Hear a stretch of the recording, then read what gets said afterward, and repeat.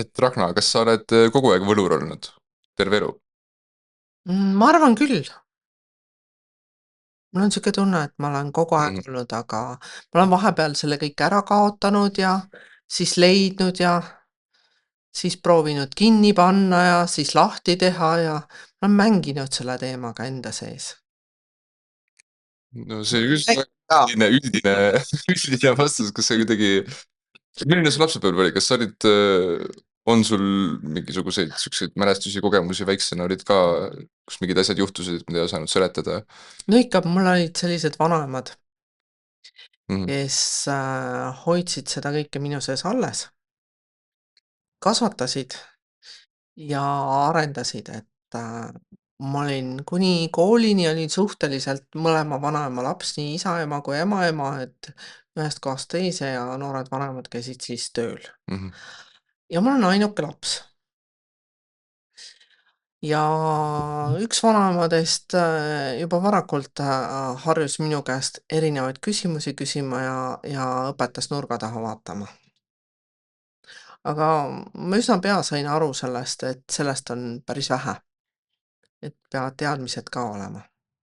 Et lihtsalt mingisugusest tunnetusest on vähe, jah? Lihtsalt mingisugusest tunnetusest, ah, nagu üldse mitte midagi ei piisa. Mhm. Aga pubekaeas ma kaotasin kõik ära, et siis ma ei näinud, ei teadnud, olin tubli kooliõpilane ja mulle sellest täiesti piisas. Aga see tuli kõik tagasi umbes 2010ndates aastates, kus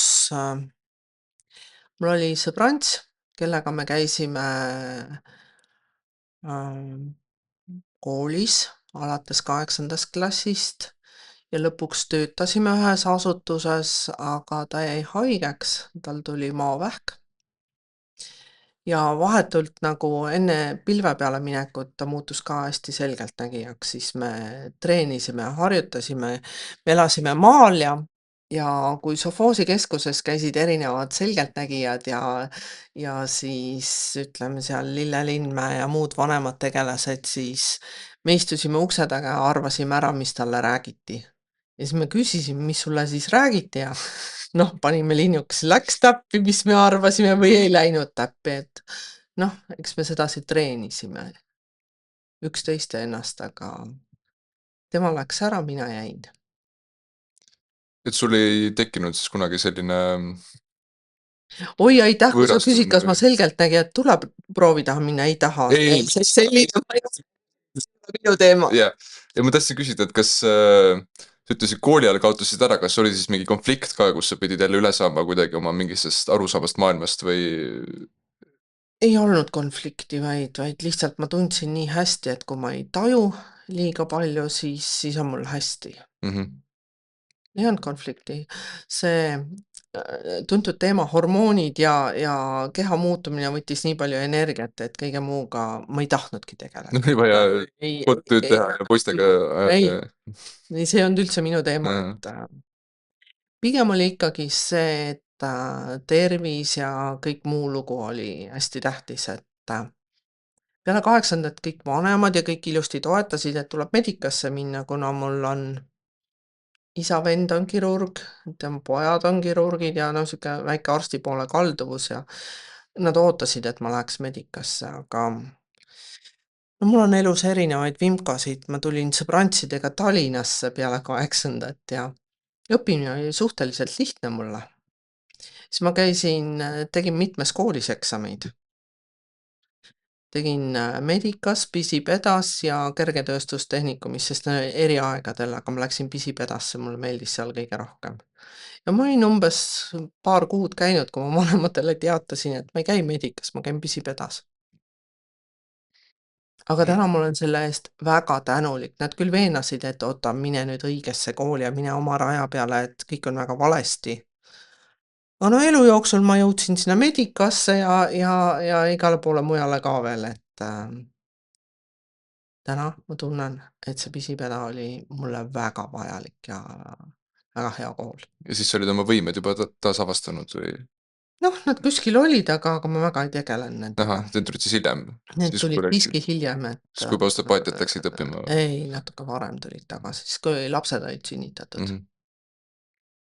Sest tegelikult ju on nii, et iga lapse sünniga naises, kui sa tahad, avanevad erinevad kanalid ja sa saad neid jälle kasutama hakata, et ma kasutasin esimese lapse sündi, et tagasi tulla mitme maailma vahele. Sul oli küsimus, et ma olen jälginud sind. Jaa, et ütleme, mul oli sarnane taust, et ma noorena tagasi mõeldes tegelikult olid igasugused kogemused ja asjad, mida ma nüüd oskan paremini sõnastada, siis need lihtsalt tundusid mingid imelikud asjad, siis kõik kadus ära ja Aga kas sul oli lapsena keegi, kes toetas sind nende ei, imelike absoluutselt, astudega? kindlasti mitte. Mul väga vedas, et mul vanaemad toetasid ja nüüd ma proovin ka neid lapsi toetada, kes on, no suudavad liigelda mitme maailma vahel, tajuvad mitmeid reaalsuseid. Ma loodan, et sinust saab ka kunagi selline inimene või terapeut, kes tunneb ära need lapsed ja saab neid Lapsed toetada, juures tõmbavad küll, jah. mitte et neid kinni keerata. Sest vanematel on kalduvus neid kinni keerata. Jaa, vot mind keerati kinni, mitte üldse kuidagi Jah, seda ei tehta jaa, tahtlikult, aga teadmatusest. et mina kasvasin üles sellises, ütleme, kultuuris võib-olla võib öelda, kus maailm koosneb noh, päris asjadest, tahked asjad, see laud on siin päris ja kõik muu on Ja Exceli tabelitest Exceli ja tabelid ja matemaatika on päris ja füüsika on päris ja keemia on päris, eks need ole ka päris. kõik teaduspõhine on ju. Kõik on jah, teaduspõhine, teadmata üldse, mida see teadus tegelikult teeb või tähendab. Absoluutselt, et kes selle kinni maksab, et ta teaduspõhine on, et vastused on ju need, kelle käes rahakott on. Seda ka, aga tegelikult teadus ei, mitte ühtegi füüsikaseadust ei käi näiteks telepaatia vastu.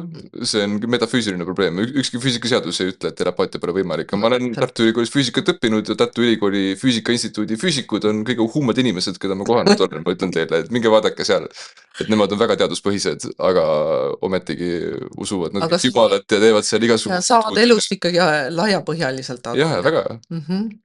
Igastahes, kui ma jõuda tahtsin, et mina käisin Tallinna Reaalkoolis ja ma kogu aeg otsin ennast nagu uhkena, et mina olen ikkagi teaduspõhine, ratsionaalne inimene ja skeptiline ja mina ei lase endal uhuudel pähe tulla. Mingit esoteerikat ma ei usu, on ju. Ei, absoluutselt kindlasti mitte, kõik tšakrad ja see kõik on täielik jama, on ju. Ja, et see on teise leveli inimestel on, minul ei ole neid. Ei, rohkem nagu, et see on lollidele. Sul oli kohe hinnang. Mina olen neist parem, mina olen targem, ma naeran nende üle, see ülbe lõppimine, kes siin on, uhuud sõnad veel olemas ei olnud, aga põhimõtteliselt, et aha, lollid usuvad, ei tea. Just, jah. Ja ma ei tea, kuidas see niimoodi juhtus, aga minu kätte sattus üks Kriya jooga õpik 1930. aastast. Kriya jooga, kui sa oled teadlik, on see ülisalajane kunst, mida tegelikult võib ainult läbi õpetajate õppida, ja seda kuskil kirjas ei ole ja seal olid siis nagu samm-sammult õpetused, kuidas oma tšakraid tundma hakata. Ja no ma mõtlesin, et skeptik nagu ma olen, et no kurat, peab proovima. Ja hakkabki tundma. Hakkabki. Ja tegin 2 nädalat ja hakkasingi, täitsa lõpp. Et ja siis hakkas natuke reaalsus kokku kukkuma, et okei, et võib-olla asi. Miks juba kehas juhtus, kui see reaalsus varisema hakkas? Kehas, jah?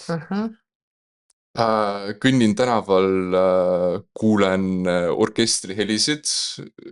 Pärast paar lehekuga jõudsin edasi, siis tuleb välja tšakratel on helid, täpselt seda see kirjeldaski seal on ja ma kuulengi nagu mingi, no ma ei oska öelda orkester, ma kuulen tuuba ja flöödid ja mingid trummid käivad, siis vaatan ringi tänaval ja näen valguseid ja värve inimeste ümber, seletamatud minu jaoks tol hetkel, siis ma lugesin edasi, sain aru, et tõenäoliselt midagi auradega seotud. Nagu midagi seda tunnet ei olnud, et katus nagu vajub viltu äkki või... Jaa. Äkki ma olen haige juba või? Ja, ma läksin ikka suht 3-4 nädalat oli sükest, kus ma olin põhimõtteliselt kookonis enda toas ja ma ei suutnud midagi teha, et nii palju, nüüd ma nimetaks seda šaktiks või valgus või energia, et seda kõike nii palju. Tegelikult oligi korraga palju, ma arvan. Ja süke nagu läbi kõrbamise tunne. Aga siis kuidagi hakkas taastuma, aga nägin ingleid ja teemarid nägin ja igasuguseid olendeid ja teisi maailma. Aga jagasid või sa ei jaganud? Ei, siis ma olin juba välja kolinud. Jah. siis ma olin välja kolinud juba, ma olin, mis ma olin, gümnaasiumi värskelt lõpetanud tegelikult. Ja siis hakkasin vaikselt huvi tundma tegelikult sellest kõigest, kusjuures selleks hetkeks ma olin juba mediteerinud mõnda aega, aga ma olen ikkagi sihuke ratsionaalne mediteerija, et noh.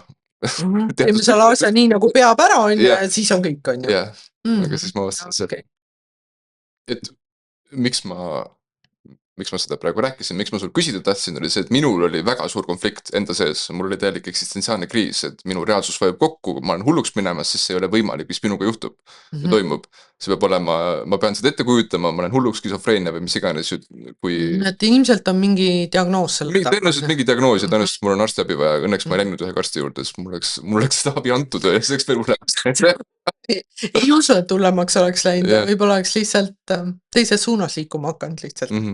Ravimite ja madratsitega kaetud seinte suunas. No ei tea.